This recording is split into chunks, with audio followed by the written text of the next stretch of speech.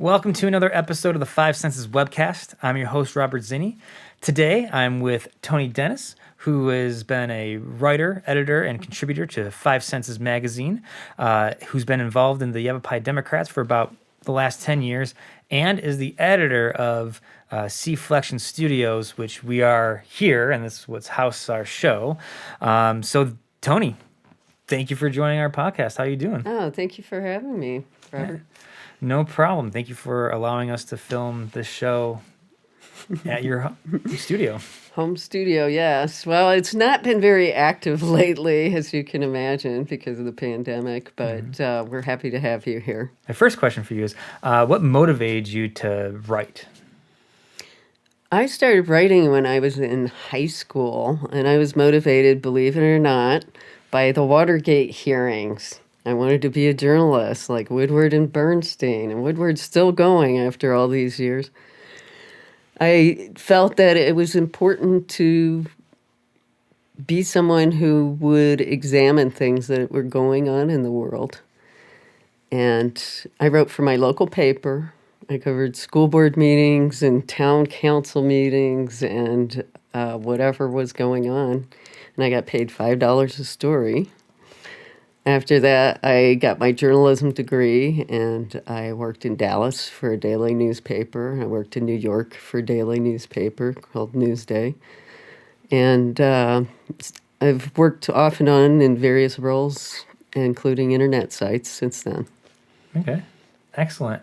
So with your writing career and wanting to kind of, write about what's happening in society, how did you find your way into being involved in local politics? Well, I had always been an independent because of being a reporter. You want to look like you're neutral at the very least.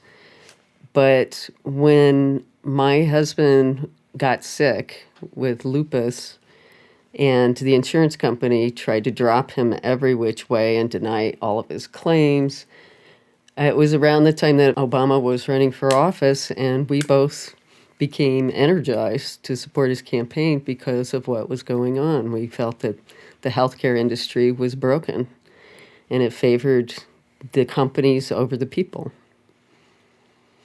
And since then, when I moved here, my husband was really sick. It took a couple of years before I could get involved in anything. I was taking care of him.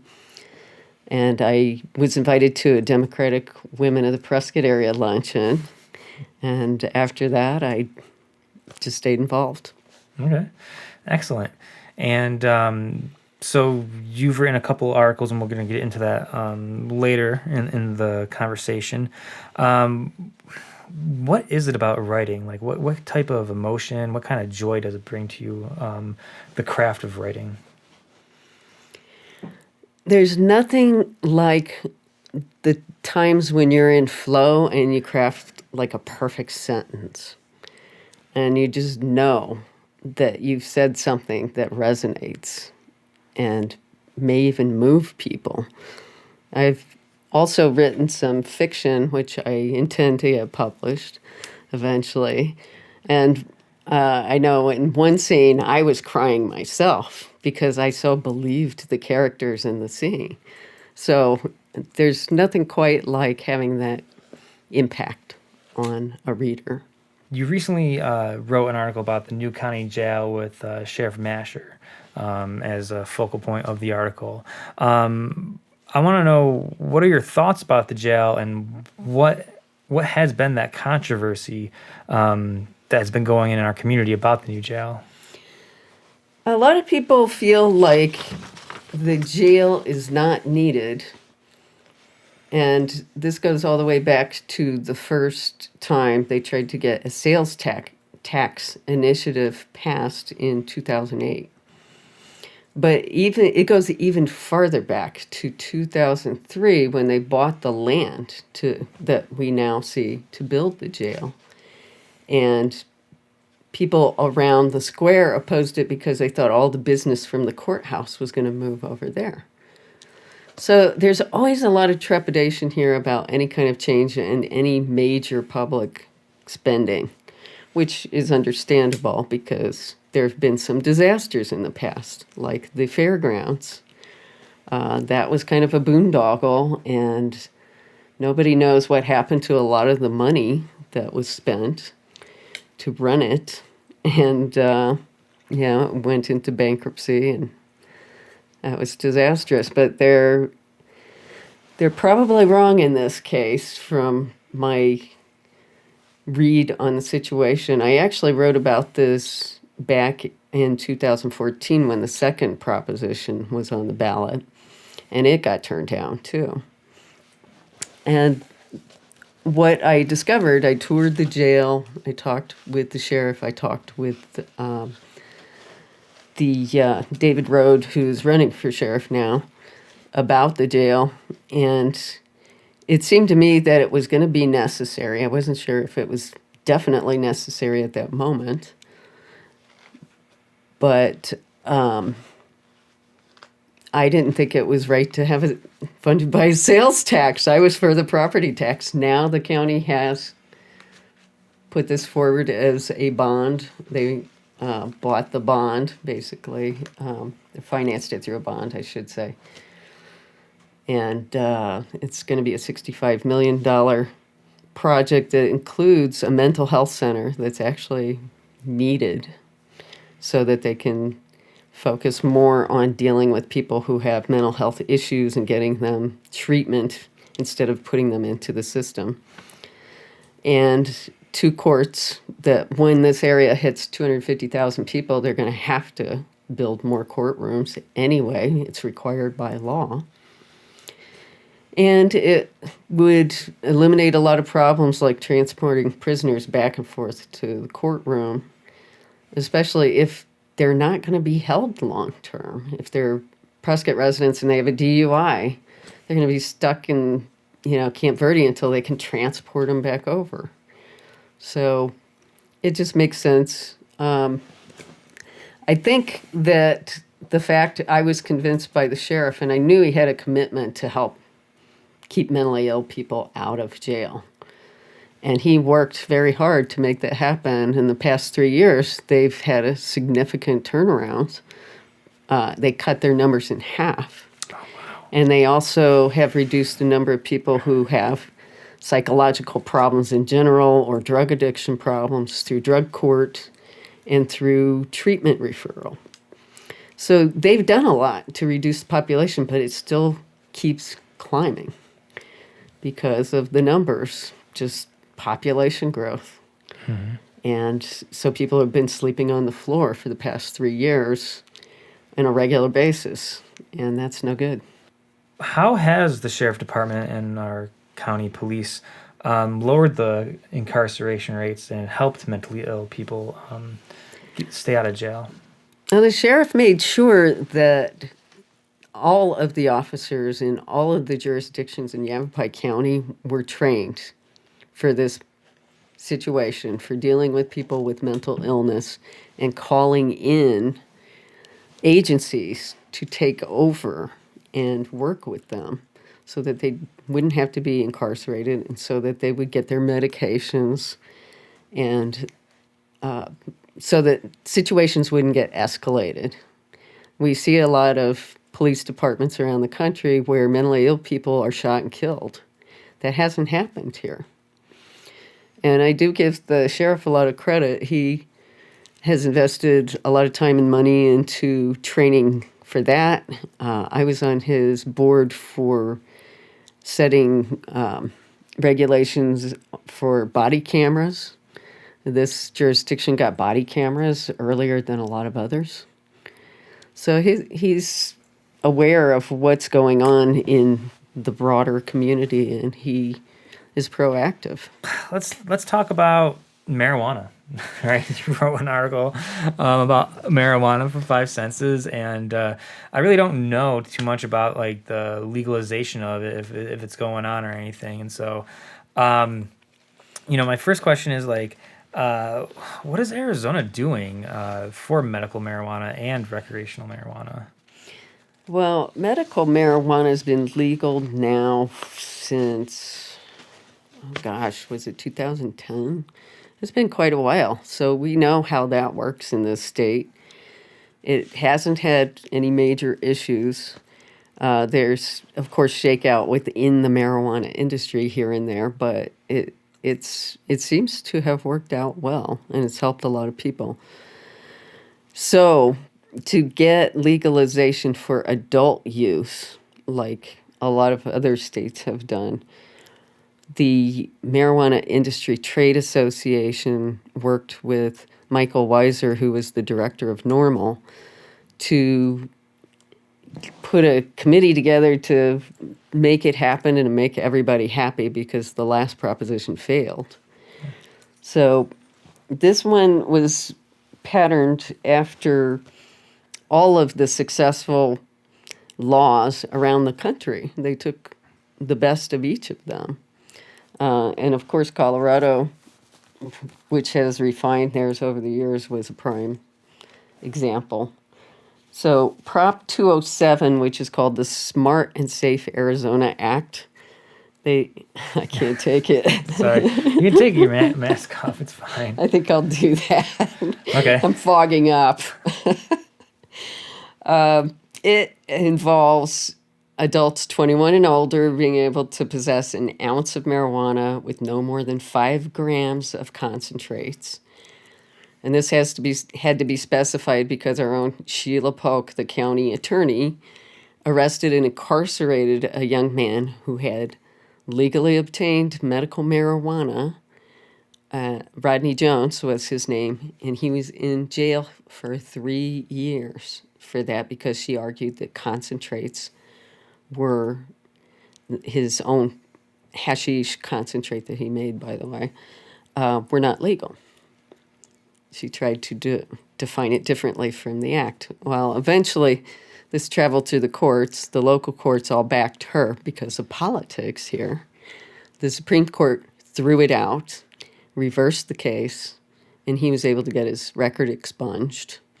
But he had to serve 3 years. So he became sort of a local hero, or a statewide hero, I should say, for the marijuana industry to stop these kinds of harassments. Because other counties were doing the same thing. Anyway, so if it does pass, it will also allow for home cultivation of 6 plants for an individual's primary residence and 12 plants at a residence where 2 or more individuals who are at least 21 years old live. The regulations will be established by April 5th. There will be a 16% excise tax, the same as cigarettes and alcohol. And that money is going to go toward college districts, police and fire departments, the highway user fund. And it also raised local taxes,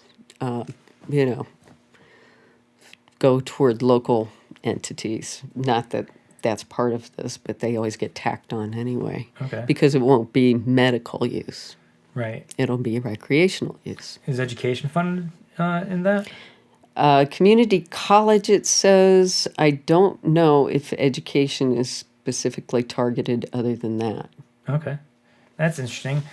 So it seems like this is the second or third time that recreational marijuana will be on our ballot.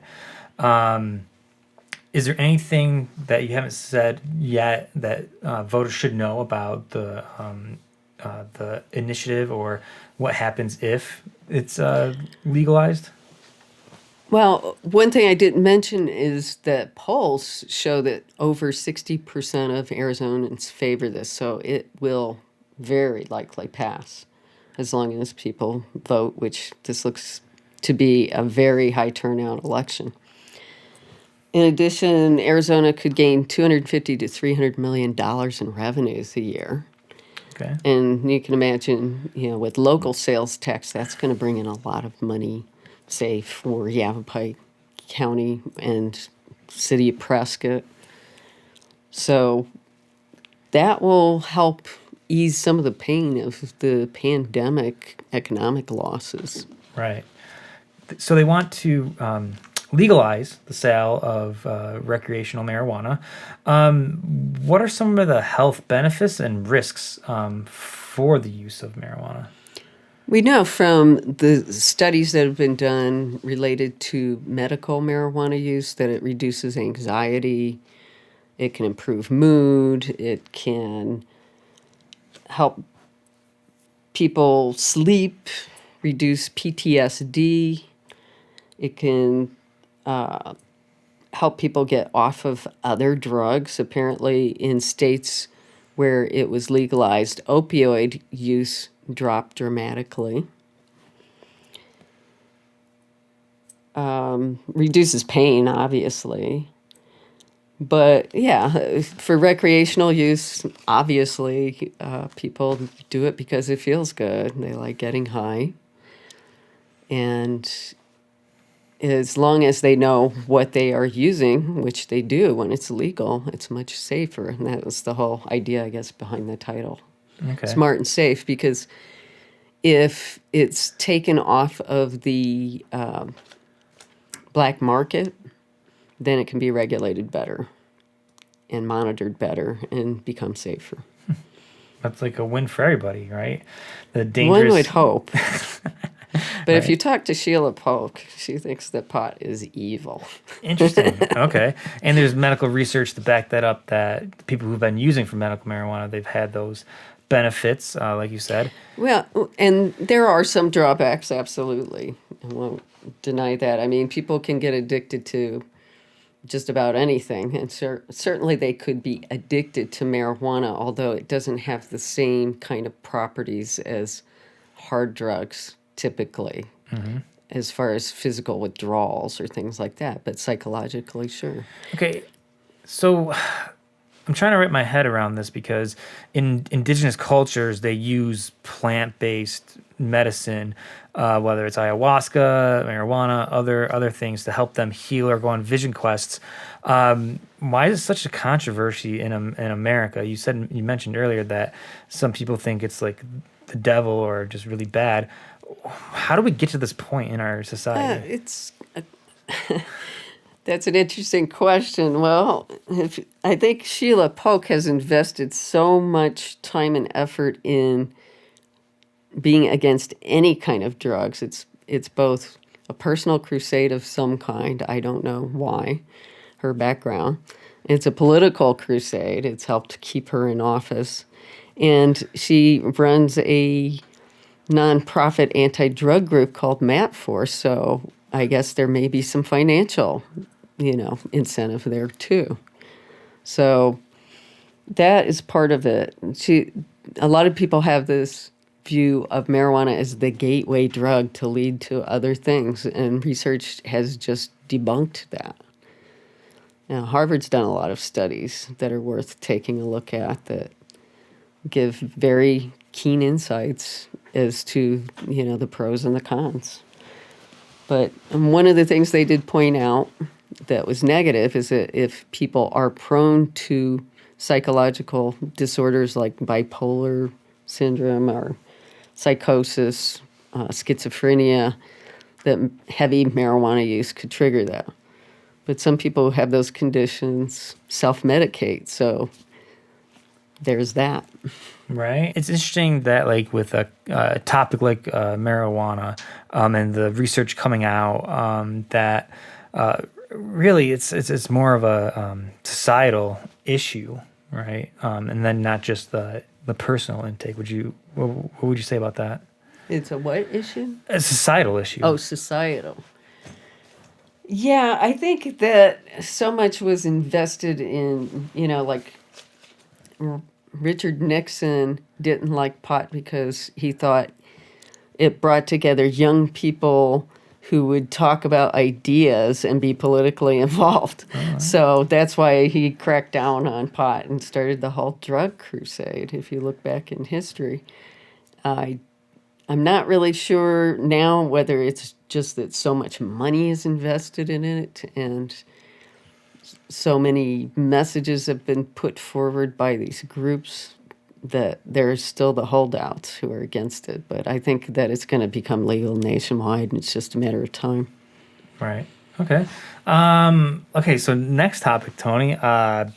You're currently working on an article for 5 Senses about media literacy.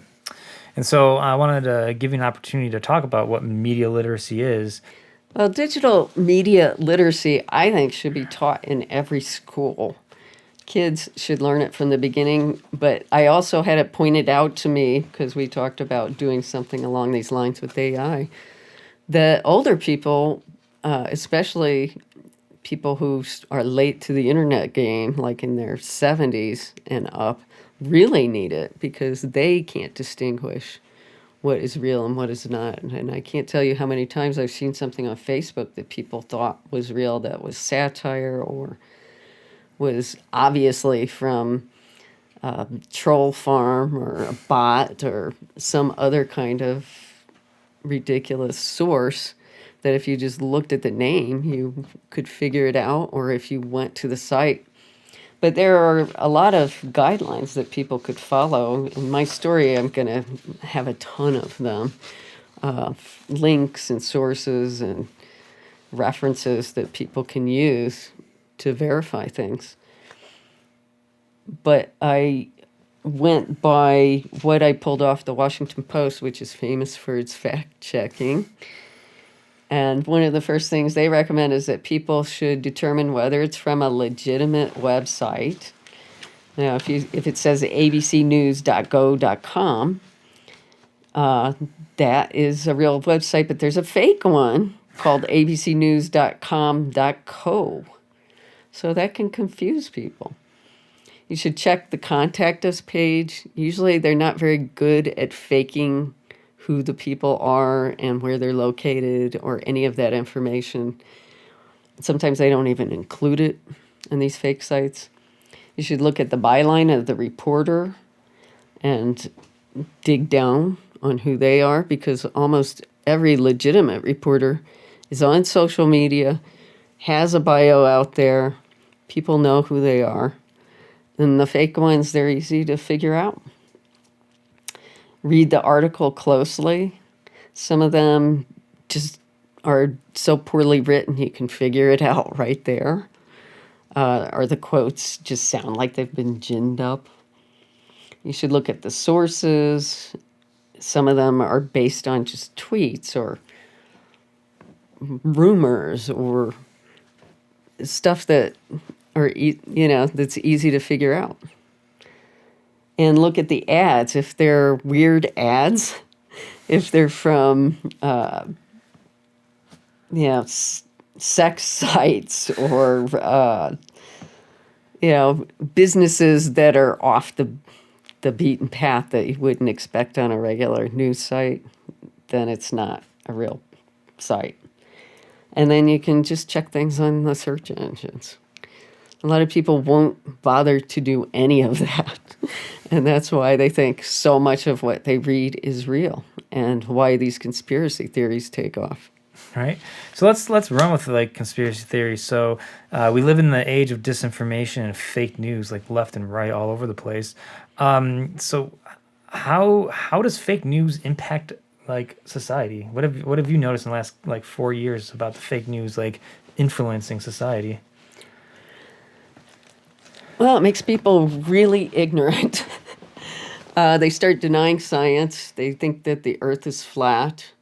They believe just about anything that comes from their friends on social media. And they start thinking extreme thoughts if they follow these right-wing sites on a constant basis. So that's where you get people in the streets with guns shooting innocent bystanders or protesters who they somehow claim are Antifa or, are connected to QAnon. These conspiracy sites seed fear and anger. And their ultimate goal is to persuade people to vote for candidates that think they can save you from these other people, the divisions that they create. For the people who are producing fake news, what's their end game? Disparate groups that have their own agendas. I have to wonder sometimes if the NRA was just a gun manufacturer selling site. Because some of the stuff that they sent out, they're going to take your guns, would just increase gun sales immediately. but they were at least a legitimate group. Usually it's disgruntled people, it's white supremacist groups, it's governments that want to influence elections like Russia and China and, the whole Pizzagate thing, if you recall, which has been revived again under QAnon, saying that there is a vast conspiracy of pedophiles that are infiltrated in our government and that the Clintons were running the ring and they were doing it out of a pizza place initially. Now it's just, the internet or wherever. It sounds crazy to the average person, but if you consume this stuff on a regular basis, day after day, you start to believe it. It's all about repetition. That's what a good propaganda campaign does. It repeats the same messages over and over. That's what Fox News does. In every broadcast, they use the same phrases. So people start to remember them. Interesting. And it sinks into their psyches. I like what you're saying about the spread of it. Like, if there's so much, crazy theories out there, and people start picking them up and start believing in them, it's like a domino effect, right? And social media has made it worse because Facebook, if you like certain kinds of sites, they will show you more of those sites. And if you connect with certain kinds of people, they'll suggest those other people like them to friend. So that is one site that's really done a lot of damage. They're trying to make up for it now with some of their false news notices on people's posts. But I think that, as I'm going to say in my article, that people have to take responsibility themselves. They can't wait for social media, the internet, to police what they see. They have to learn how to filter this stuff and how to assess it. Right. And be discerning. So it's very interesting how disinformation is leading people, or I like to say just brainwashing people, to a different narrative or just a different way of thinking. Like, how do we get to a point where we have to debate science? Do you know? I don't know.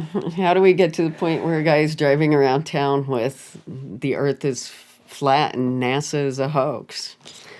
It's got to be enough people out there who are accepting this stuff at face value, who really, I guess, don't have the tools to figure out what's what. Right. And do you think that's like more of the condition of the repetition? I think that's part of it. I think once people buy into it, then they have a hard time letting go of that. Okay. I don't know if it's the Dunning-Kruger effect, where they think they know more than they do, or if it's an emotional bond. I mean, there have been a lot of books written about why people vote a certain way and why they're attracted to a certain kind of politics. And sometimes it just has to do with what works with their worldview, what clicks with them in terms of their emotions. Nice. Okay. Besides media literacy, what do you see as like the biggest issue we're facing in Yavapai County during this election season? Water and growth. Okay. The county elections are about those issues, I think, primarily. And you may not see a lot about the water part, but the people who are in the know feel like we're making some big mistakes right now with approving these enormous projects that squeaked in under the wire when they were limiting the amount of development because of the water table. And so now, because the money is coming in and people are moving here, they're going to go forward with building them. And I don't know what's going to come out of that, but I know John Lutz, who's running for county supervisor, and Donna Michaels have made those big issues. There's a bridge that they're planning to build over the Verde River called the Verde Connect, which is in her district, that people are up in arms over. Half of Sedona is in Yavapai County. I don't think people here realize that, but they're part of this government, and that's a big issue there. I think it might put her into office, too. Okay. And you said the water and the sprawl go hand in hand, right? Yes. Okay. Yeah, the water issue is one that's, we haven't seen anything catastrophic happen yet, but if we had some severe drought beyond what we've already had, which is pretty bad, it might just be a matter of a decade before we start seeing water shortages. I'm just throwing that out there. I don't have any hard figures, but who knows? The way things are going right now with the wildfires and climate change, Right. there's no telling. Right. What about the monsoons? There was a week of monsoons here in Prescott? Yeah, there wasn't much this year. Toni, thank you for stopping by in your own studio with us to be interviewed and update our listeners about certain ballot initiatives and projects that, as voters, we should know going into the 2020 election season. My pleasure. Sweet. With that said, I'm Robert Zinni, and thank you for tuning into the Five Senses webcast. For more information, log on to 5sensesmag.com. Like us on Facebook, Instagram, and Twitter.